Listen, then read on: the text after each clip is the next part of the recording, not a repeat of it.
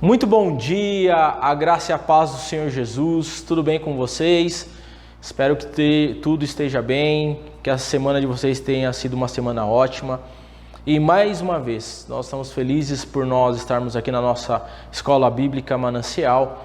E desde já quero te convidar a orarmos para começarmos a nossa aula, em nome do Senhor Jesus. Amém? Se você puder, ficar de pé. Se não puder, não tem importância nenhuma, mas vamos estar orando, pedindo para que o Senhor nos abençoe, nos conduza nessa aula. Amém?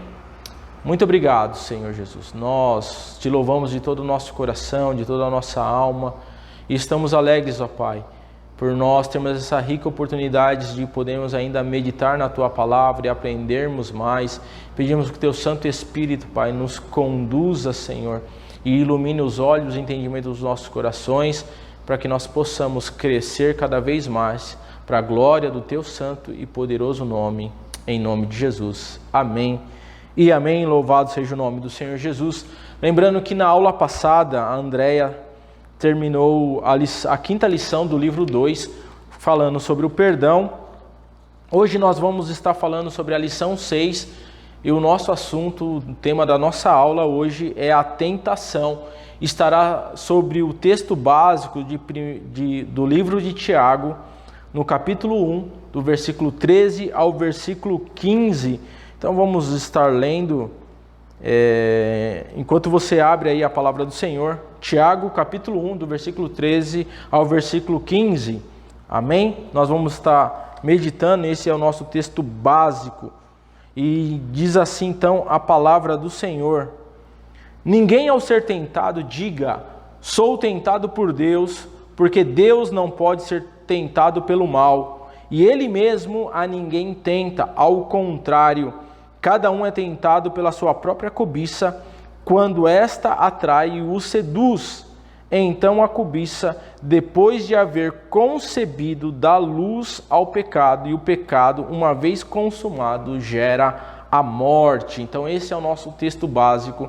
Anota aí e logo mais retornaremos a esse texto.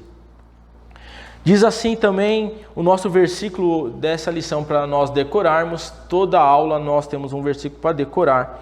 Isso está lá em 1 Coríntios, no capítulo 10, a partir do versículo 13, é o nosso versículo para decorar. Diz assim: não sobreveio tentação que não fosse humana, mas Deus é fiel e não permitirá que sejais tentado além das vossas forças. Pelo contrário, juntamente com a tentação, vos proverá o livramento, de sorte que possais suportar. Amém? Então esse é o nosso versículo para decorar. 1 Coríntios 10, versículo 13. Não vos sobreveio tentação que não fosse humana, mas Deus é fiel e não permitirá que sejais tentado além das vossas forças. Pelo contrário, juntamente com a tentação, vos proverá o livramento, de sorte que possais suportar. Amém? Louvado seja o nome do Senhor Jesus. Então, amados, a nossa palavra, a nossa introdução, a nossa lição, ela diz da seguinte forma: você, como muitas pessoas, já deve ter se perguntado por que é que você é tentado, por que nós somos tentados. E nesta lição nós estaremos procurando as respostas a esta pergunta.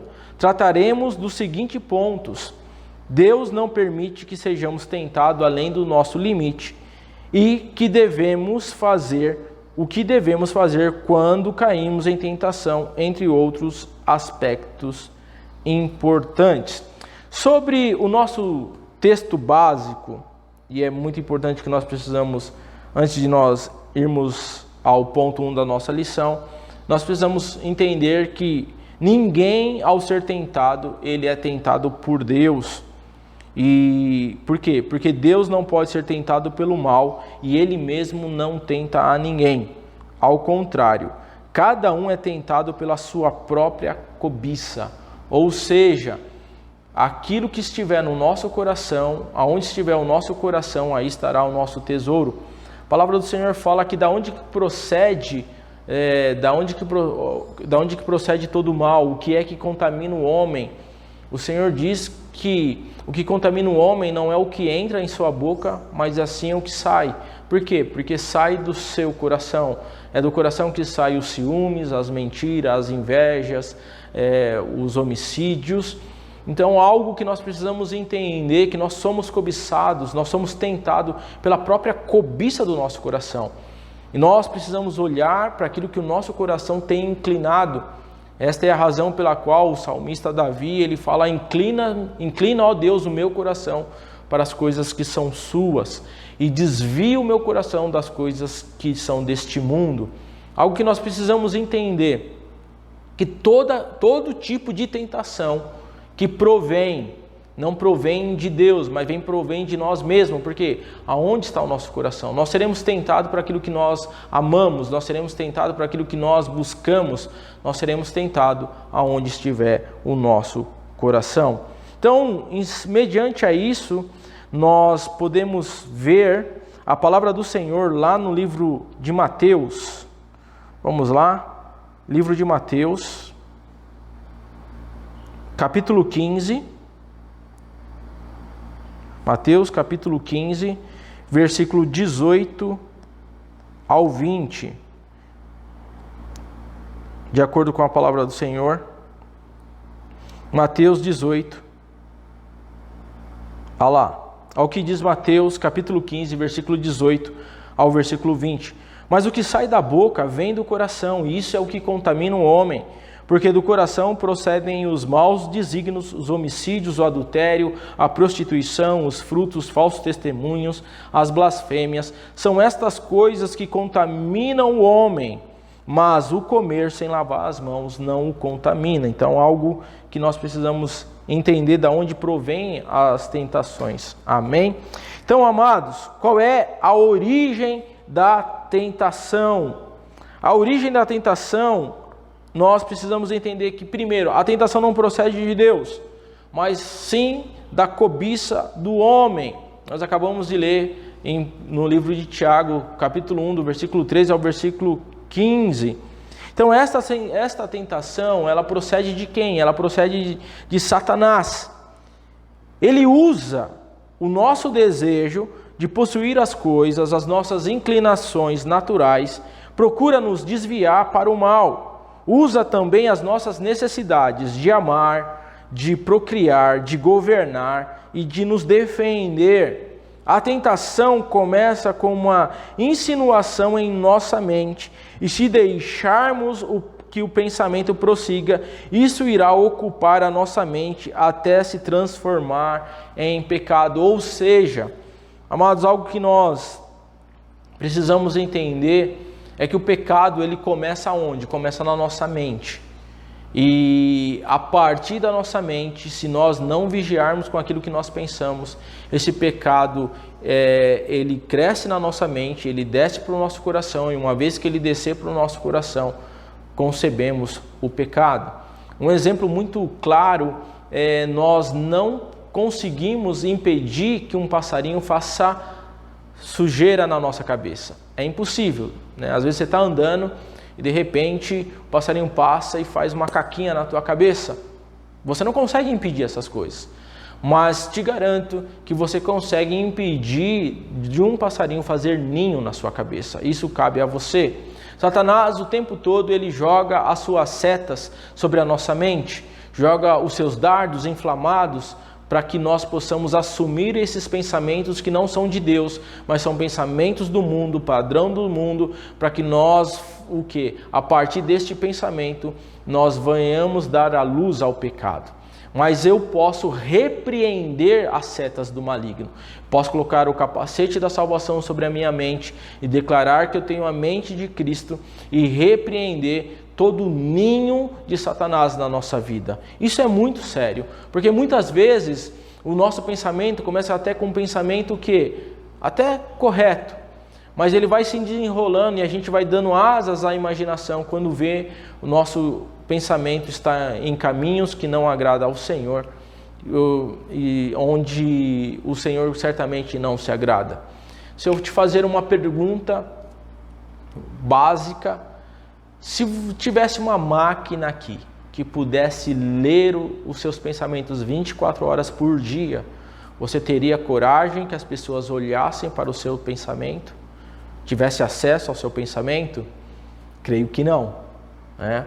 Mas por isso, amados, que nós temos que buscar ter o quê? A mente de Cristo. A Bíblia, ela nos diz, a Bíblia tem um exemplo de como as pessoas foram tentadas e caíram. Como Adão e Eva, eles foram tentados, mas caíram. Bem como as pessoas que foram tentadas e resistiram, como José e como Jó. Jesus é o nosso exemplo de como vencer a tentação. Ele venceu todas as provas através do uso da palavra de Deus. Nós também podemos resistir a Satanás. Amém? Algo muito interessante, quando nós falamos por que Jó foi tentado daquela maneira, e muitas vezes nós somos tentados a falar, foi para que ele pudesse conhecer a Deus, foi para que Deus pudesse provar ele. Mas por que Jó foi provado daquela maneira? Quero te convidar a abrir a palavra do Senhor lá em Jó, no capítulo 3, a partir do versículo 25. Aqui está a razão. Não foi porque Jó queria provar Jó. Deus queria provar Jó. Não é porque Satanás queria que tirasse todas as coisas de Jó, embora o objetivo de Satanás matar, roubar e destruir. Mas é porque Satanás ele está sempre à espreita, olhando para aquilo que nos cobiça. E olha só que interessante. Aí em Jó, no capítulo 3, a partir do versículo 25, por que é que essas coisas aconteceram com Jó? Olha o que Jó mesmo diz na sua palavra. Aquilo que eu temo me sobrevém, e aquilo que eu me receio me acontece. Ou seja, Jó vivia o tempo todo com receio de perder sua família, de perder seus filhos, de perder seus bens. Ele vivia angustiadamente neste padrão, nessa tortura de o quê? De perder essas coisas. Então, quando Satanás viu que tudo aquilo era importante para ele, ele tinha medo de perder. Então, Satanás viu uma oportunidade de falar assim, poxa, se eu tirar isso dele, ele vai negar ao Senhor. Isso é uma grande lição para nós, porque aonde que estava o coração de Jó? O coração de Jó estava nessas coisas, porque ele havia o medo de perder. E no final de tudo isso, quando ele passa por toda essa provação, Deus o restitui, porque ele aprende que todas as coisas que nós temos, nós vêm de Deus, e somente Deus pode retirar da nossa vida. E se temos Deus, nós temos tudo. Então o maior medo que nós deveríamos ter na nossa vida não é perder bem, não é viver com medo dessas coisas, porque essas coisas são passageiras, mas sim de jamais perder a nossa aliança e intimidade com Deus. Então nós vamos ver que nós tivemos homem, Jó, apesar disso, ele, no meio da sua luta, ele conheceu Deus, ele foi provado por Deus e pôde glorificar a Deus no final de todas as coisas. Vemos também José, que foi tentado, mas resistiu à tentação. E não somente resistiu à tentação, algo que nós aprendemos com José. Ele não ficou ali naquele lugar, sendo tentado. Ele preferiu fugir da tentação do que ficar naquele lugar. Então, Satanás, ele é o tentador. A palavra de Deus diz lá em Mateus, no capítulo 4, versículo 3. Abre aí a palavra do Senhor, Mateus, capítulo 4, versículo 3. Diz assim: Então o tentador se aproximou e lhe disse: Se és filho de Deus, manda que essas pedras se transformem em pães. E Jesus respondeu. Amém? Então, qual é a origem? Satanás, ele é o tentador. Ele é quem nos tenta. Ele conta com aliados fortes que são. Quais são os aliados de Satanás? A concupiscência, ou seja, a inclinação da carne. 2, a concupiscência e o desejo dos olhos. 3, e a soberba da vida. E isso está lá na primeira carta de João, capítulo 2, versículo 16, Vamos ler o que diz lá a primeira carta de João. Vamos lá, primeira carta de João, capítulo 2, versículo 16. Diz da seguinte forma: porque tudo que há no mundo, a concupiscência da carne, a concupiscência dos olhos e a soberba da vida não procede de Deus, ou não procede do Pai, mas procede do mundo. Ou seja, qual é a concupiscência, a nossa inclinação da carne? São o quê? Os desejos carnais, são as vontades deste mundo. A concupiscência dos olhos, o que? Aquilo que a gente olha, aquilo que nós somos atraídos pelo olhar. E a soberba da vida, ou seja, o que é a soberba da vida? É eu não depender de ninguém. Eu é que sei o que é melhor para a minha vida. Eu não preciso de Deus, eu não preciso de igreja, eu não preciso de irmãos, eu não preciso de congregar, eu só preciso de mim mesmo. A soberba da vida. Esses são os aliados de Satanás. E Satanás atua muito forte nessas áreas. Se você olhar as propagandas do mundo, aquilo que o mundo nos oferece, ele nos atrai pelo quê? Pelos prazeres carnais. Ele nos atrai por aquilo que é agradável aos nossos olhos. E outra, e o que o mundo ensina? Que nós, para sermos felizes, não dependemos de ninguém, que devemos fazer o quê? Satisfazer apenas o nosso ego, o nosso eu. E isso pode ser visto na tentação de Eva, lá em Gênesis no capítulo 3. Porque quando ela viu a árvore era boa o quê? Para comer. O quê? Concupiscência da carne. Agradável aos olhos, concupiscência dos olhos, e desejável para dar entendimento de ser igual a Deus, ou seja, soberba da vida.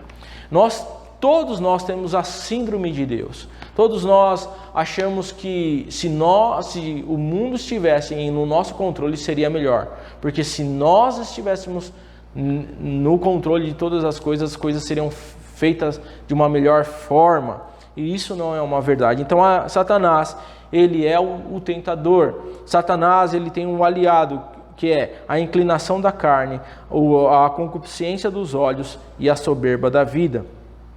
Então, como é que nós podemos então resistir a Satanás? Amém? Olha lá o que diz lá Tiago, capítulo 4. Vamos lá, abre a sua Bíblia, lá em Tiago, capítulo 4, versículo 7. O que diz? Sujeitai-vos, pois, a Deus, mas resisti ao diabo, e ele fugirá de vós.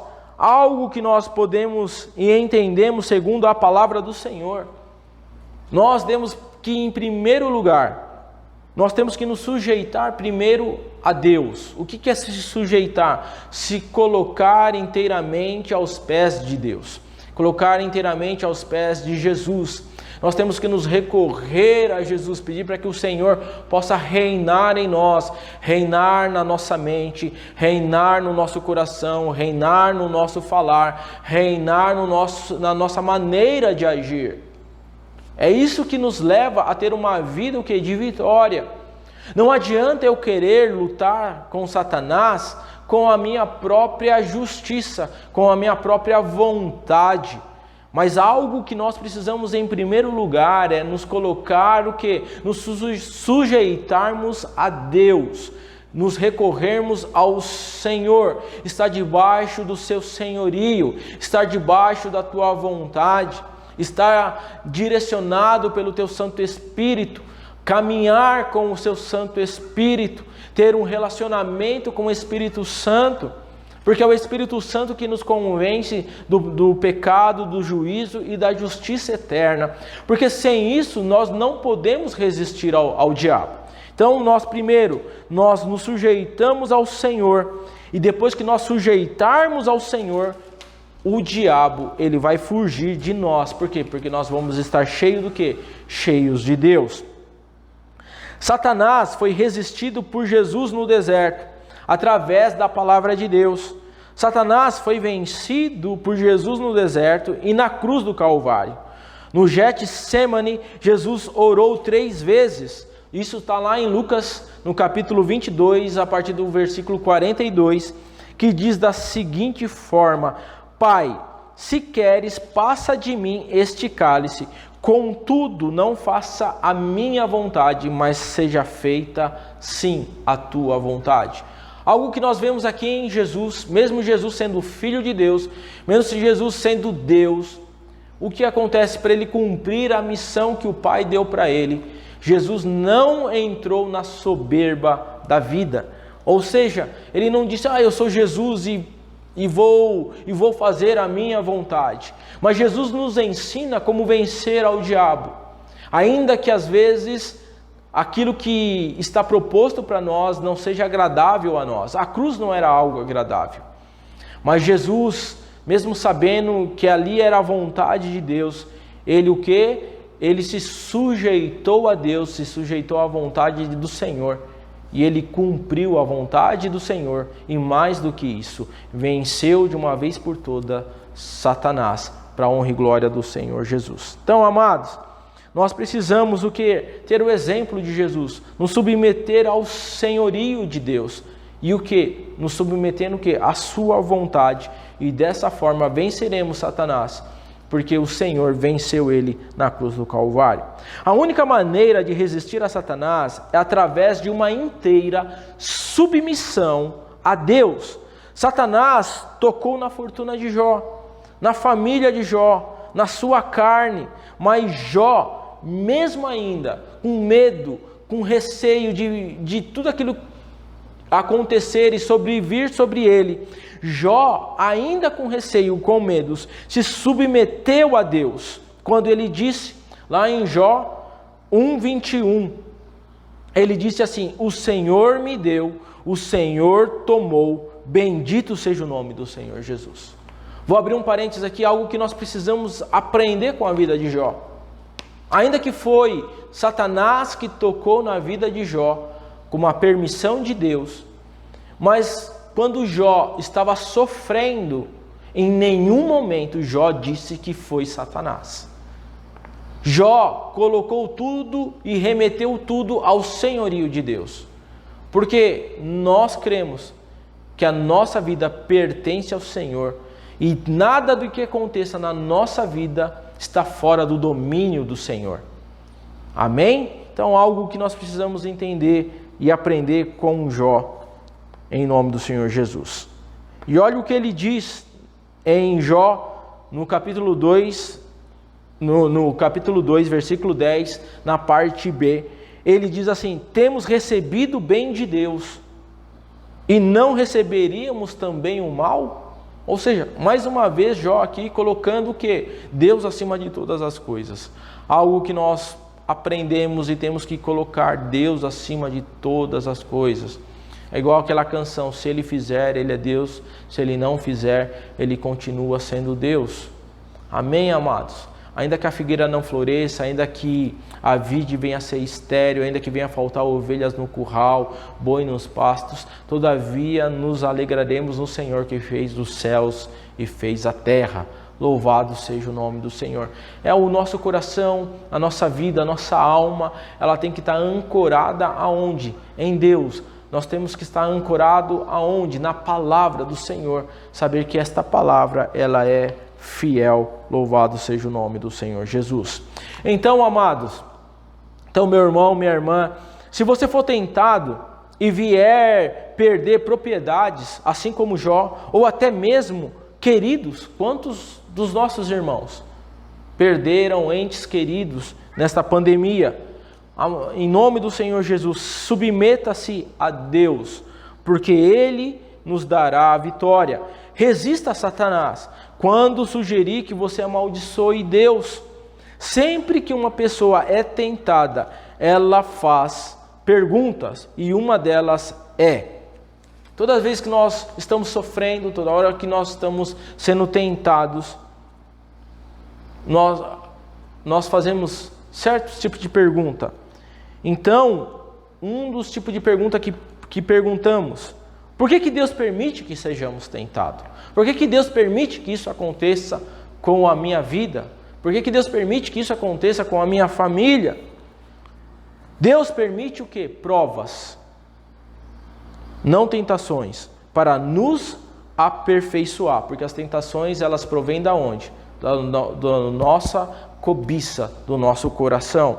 Quando o empregado é admitido em uma empresa, querem saber qual é a sua experiência, se ele passou pouco tempo em empregos anteriores. É a prova de que não tem persistência. Quando a pessoa é tentada, a sua fé é colocada em prova. Se passa pela prova, ela adquire perseverança. Ao passar por várias provas, ela adquire o quê? A perfeição e a integridade. Assim como o empregado mostrou sua estabilidade através de anos, o candidato a operário padrão, também o crente que passa pela prova chega a ponto da Bíblia chama ele de varão perfeito. As provas são para aperfeiçoar os santos. Ou seja, na minha vida de cristão, na sua vida de cristão, por que as provas elas são permitidas? Para que nós sejamos aperfeiçoados por Deus. E o que diz a palavra do Senhor? Lá em 1 Tiago, lá no Tiago capítulo 1, vamos lá? Tiago capítulo 1, versículo 2 e versículo 4. Olha isso, o motivo das nossas provações, amém? Meus irmãos, tende por motivo de toda a alegria passardes por várias provações, ou seja, nós vamos passar por muitas provações, não só por uma, mas por muitas provações. Por quê? Porque sabendo que a provação da vossa fé, uma vez confirmada, produz o quê? Perseverança. Ora, a perseverança deve ter ação completa, para que sejais perfeitos e íntegros e em nada deficientes. Amém? Então, os motivos das provações nas nossas vidas é para que Deus nos leve o quê? A perfeição. Para que não se ache em nós falha alguma, mas sim chegar na estatura de varão perfeito, em nome do Senhor Jesus Cristo. Amém? Nosso quarto item, a tentação ela tem limite, ou seja, existe um limite para tudo que nós estamos passando, pelas provações. Olha lá, voltando ao nosso texto básico de Tiago, capítulo 1, do versículo 13 ao versículo 15, lá aqui que fala que nós não seremos tentados além das nossas forças, porque juntamente com a tentação virá o quê? O livramento. Não sobreveio tentação que não fosse humana, ou seja, tudo aquilo que nós somos tentados, tudo aquilo que nós somos, vem do quê? Vem das nossas paixões, daquilo que está o nosso coração. Mas Deus é fiel, Ele é fiel, e não permitirá que sejais tentados além das vossas forças. Pelo contrário, juntamente com a tentação, vos proverá o livramento de sorte que possais suportar. Então nós vamos poder suportar. Isso está lá em 1 Coríntios capítulo 10, versículo 13. Deus conhece o que? A nossa capacidade de tentação. Deus conhece o nosso limite para que nós possamos suportar. Paulo orou 3 vezes por um problema que ele tinha, mas a resposta de Deus foi o quê? A minha graça te basta. Porque o poder de Deus se aperfeiçoa na fraqueza.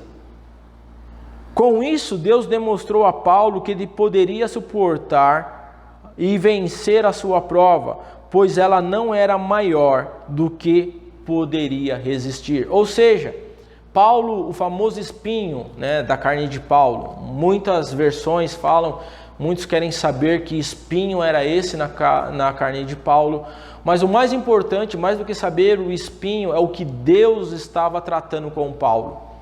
Então Paulo, ele tinha assim um espinho na sua carne, algo que o afligia, algo que roubava a sua paz.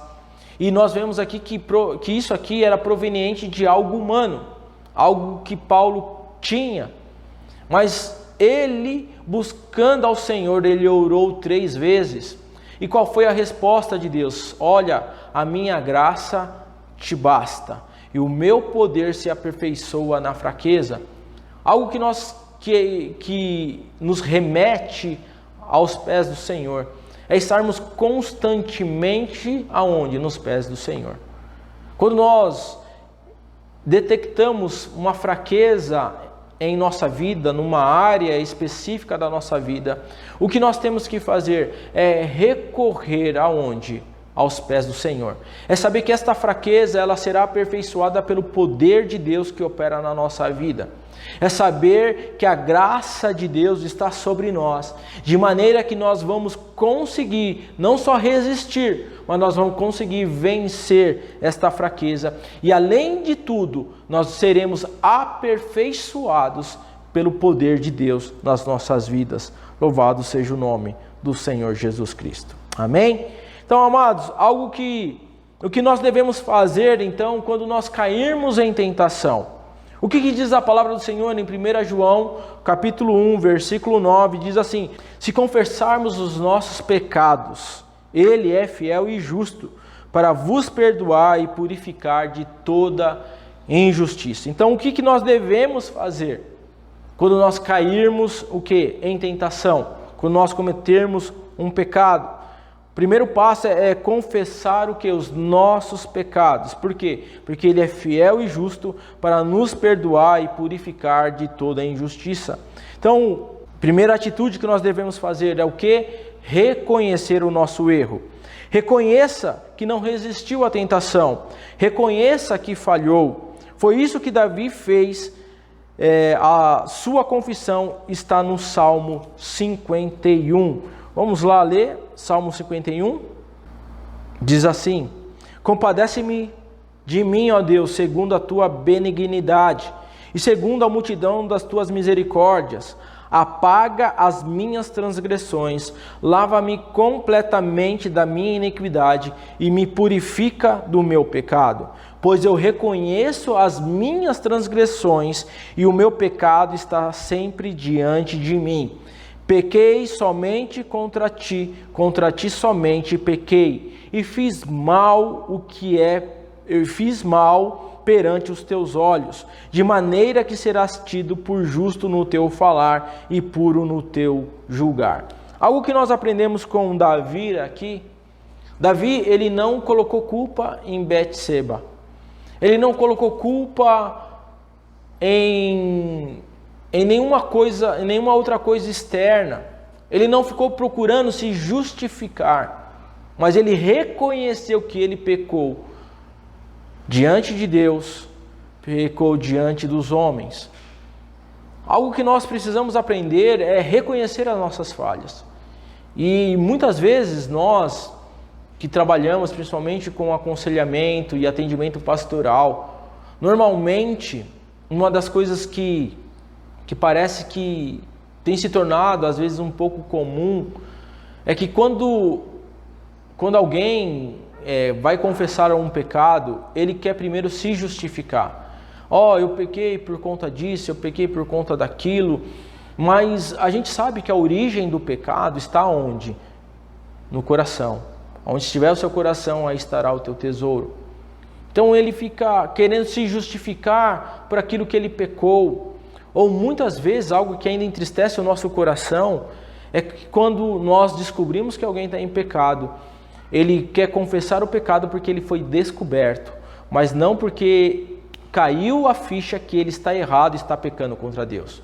Davi, aqui no Salmo 51, ele pede misericórdia de Deus. Ele pede para que Deus se compadeça dele porque ele reconheceu o erro dele. Ele reconheceu o seu pecado. Algo que nós precisamos fazer é reconhecer os nossos pecados. Reconhecer o nosso erro e não colocar culpa. Não colocar culpa na esposa, não colocar culpa no tempo, não colocar culpa no irmão, não colocar culpa no discipulador, não colocar culpa no pastor, não colocar culpa na igreja, não colocar culpa no governo, mas olhar para o nosso coração. Isso é muito sério. Não se justificar. Davi, ele não se justificou, que ele poderia ter justificado. Olha, eu estava lá, olhei, vi aquela mulher bonita, não resisti, mas quando ele entendeu que aquilo desagradou o coração de Deus, ele reconheceu e pediu a misericórdia do Senhor. Pediu para que o Senhor o limpasse, para que o Deus o purificasse, porque ele pecou contra Deus, contra somente a Deus ele havia pecado. Essa é uma atitude que nós devemos fazer.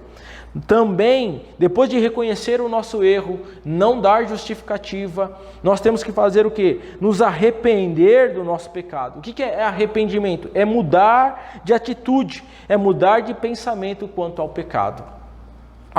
Isso é muito sério. Arrependimento é diferente de remorso. O arrependimento genuíno é aquele que eu entendo que eu fiz aquilo, eu nunca mais volto a fazê-lo novamente. Algo que nós temos tratado os nossos pecados que são recorrentes.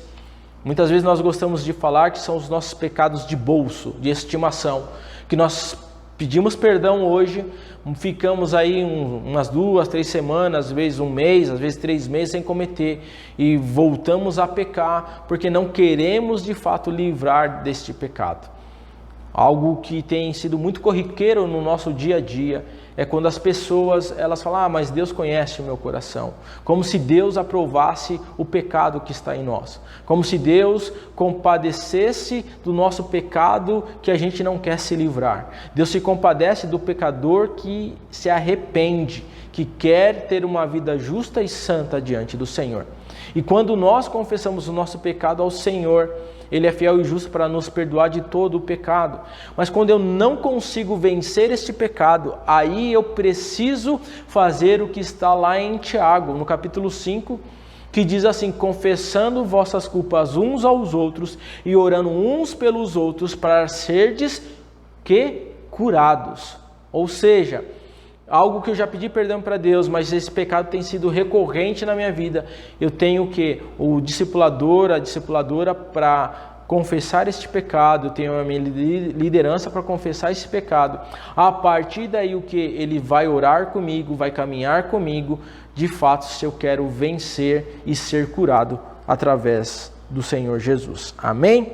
Então, amados,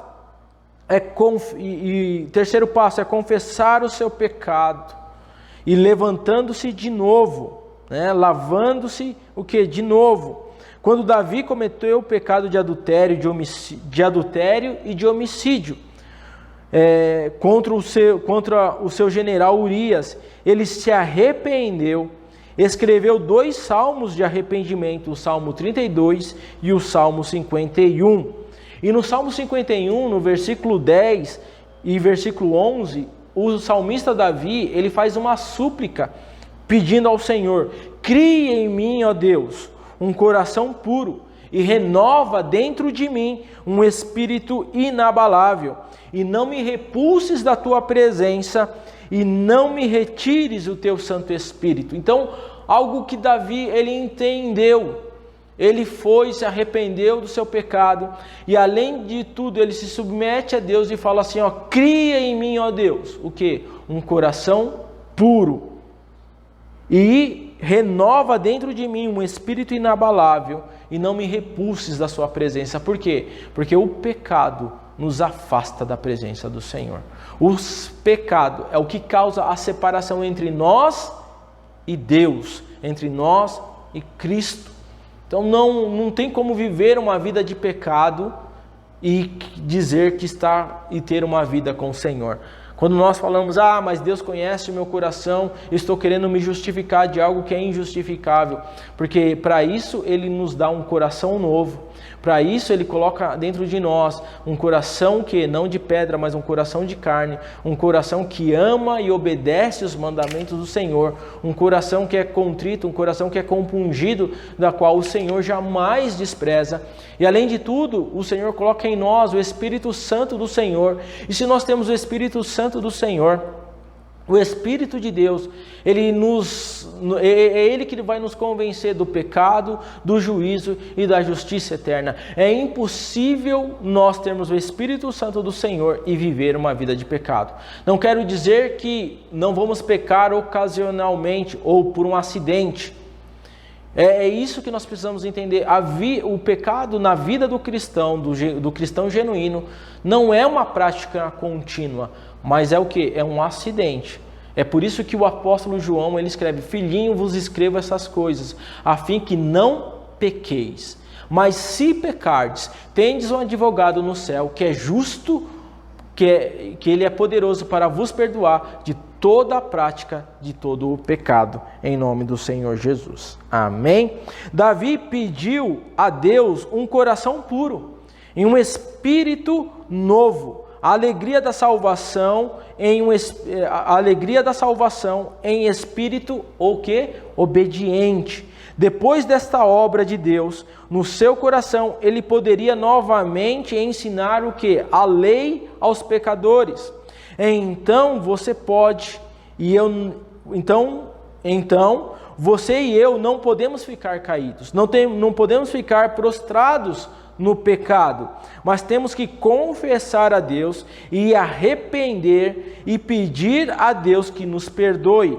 Davi era um homem segundo o coração de Deus. Isso está lá em Atos, no capítulo 13, versículo 22. Porque Deus procura homens de coração de coração quebrantado.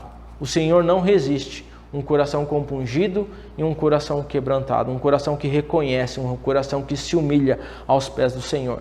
Embora eu e você talvez nunca vamos cometer metade dos pecados de Davi, mas Davi foi conhecido um homem segundo o coração de Deus.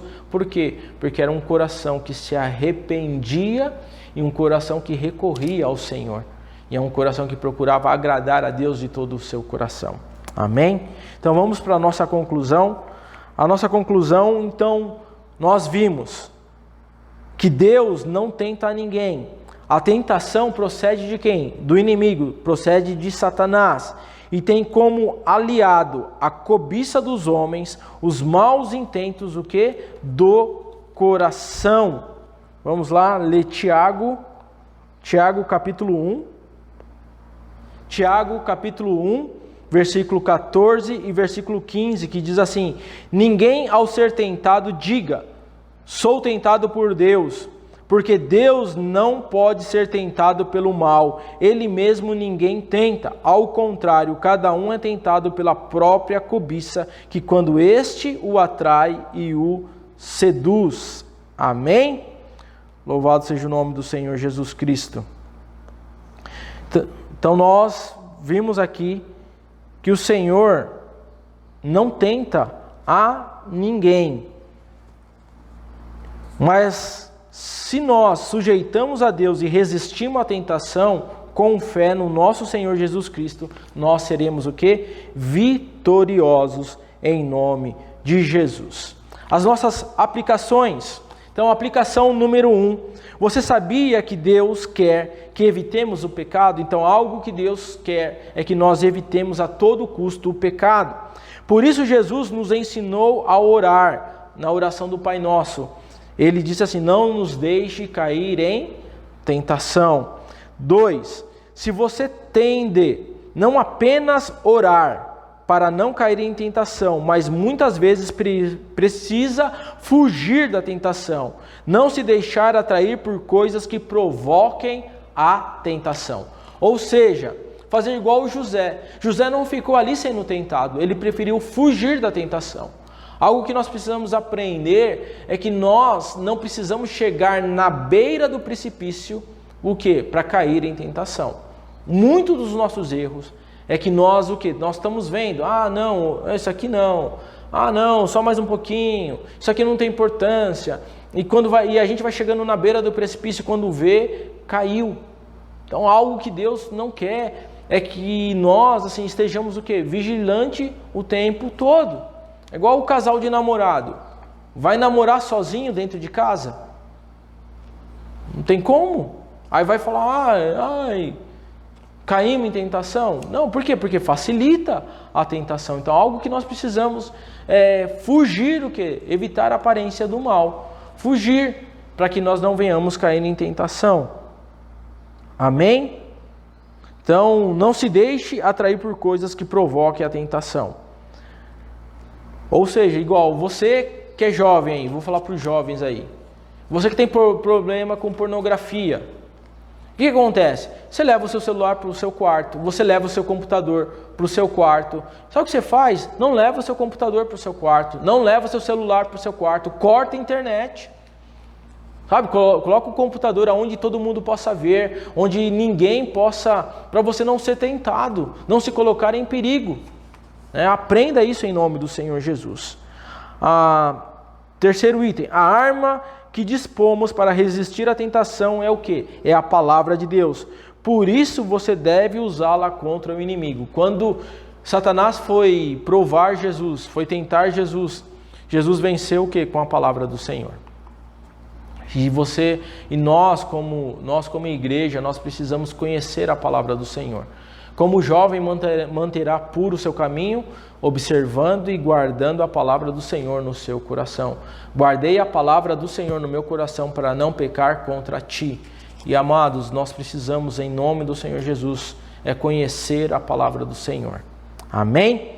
Responda aí, de quem procede a tentação? Então a tentação, ela procede de quem? A tentação, ela procede do tentador. Quem é o tentador? O nosso adversário. Quais são os aliados do tentador? São 3. São o quê? A concupiscência da carne, ou seja, a inclinação, a concupiscência dos olhos e o quê? E a soberba da vida. Vamos lá para a nossa terceira pergunta. Como é que nós podemos resistir ao diabo? Podemos resistir ao diabo o quê? Nos submetendo ao senhorio do Senhor, nos submetendo a Deus, nos relacionando com a sua palavra, nos relacionando com o seu Santo Espírito, e aí nos submetendo ao Senhor, nos colocando debaixo do Senhor, aí nós vamos resistir ao diabo e ele vai fugir de nós. Qual é o limite da tentação? Deus não vai nos dar uma tentação da qual nós não possamos sustentar, porque a graça de Deus nos basta e é na fraqueza que o poder de Deus se aperfeiçoa. Louvado seja o nome do Senhor Jesus Cristo. Amém? Espero que você aí na sua casa está sendo aí abençoado através dessa lição, através desta palavra, através desse ensino. Eu louvo a Deus por você estar até aqui e em nome do Senhor Jesus. Antes de nós encerrarmos a nossa lição, lembrando que a nossa próxima aula será a lição 7 sobre a meditação. E o nosso texto básico é lá de Josué 1, do versículo 1 ao versículo 9. Nós vamos, então, na próxima aula, falar sobre a meditação. Lembrando, amados, que nós vamos ter daqui a pouco a nossa escola, o nosso culto das 9h30, e nós teremos também o nosso culto das 17 horas e o nosso culto das 19 horas. Todos eles serão presenciais e online. Então, curta, divulga o nosso culto, compartilhe o link do nosso culto para que mais pessoas sejam alcançadas. Em nome do Senhor Jesus. Amém? Vamos orar, encerrando. Muito obrigado, Senhor, porque o Senhor permitiu que nós chegássemos até aqui. E agora, Pai, através do Teu Santo Espírito, que essas lições, ó Pai, possam ficar fixadas não somente na nossa mente, mas fixadas e guardadas no nosso coração. Muito obrigado, Senhor, por cada vida, por cada família que ouviu esta palavra. E que o Senhor abençoe o nosso dia, abençoe, ó Deus, as nossas vidas e as nossas famílias, para a honra e glória do Senhor Jesus. Em nome do Senhor Jesus. Amém e amém. Fiquem com Deus, tenham um ótimo domingo, em nome do Senhor Jesus. Até a próxima, se Deus quiser.